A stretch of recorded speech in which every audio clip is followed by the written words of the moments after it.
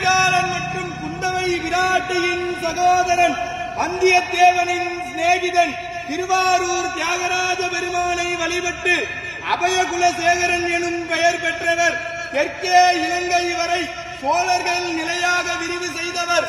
தெய்வீகமான சொல்லாற்றும் நீதிமானாக இருந்து அருள்மொழிவர்மன் சேர சோழ பாண்டிய நிலைகளை ஆட்சி செய்த மும்முடி சோழன், கலைஞர் கோட்டையை வென்ற கலைஞர சோழன், கோயில்களை கட்டிய திருக்கோயில் சோழன், மக்கள் நலன் நியாயம் காட்டிய மண்மணி சோழன், தஞ்சையை ஆண்ட தஞ்சை வல்லவன், சிவபக்தியில் சிறந்த சிவபாத சேகரன், திருமுறை கண்ட சோழன், மகா கலைஞன், மாநகர் அரசன், கடல் வீரன், சோழ வம்சத்தின் மிகச்சிறந்த ஆளுமை கொண்ட தெய்வீக அரசன், நம் பெரும்பாட்டன் பேரரசன் ராஜராஜ சோழன் வருகிறார் வருகிறார் வருகிறார்.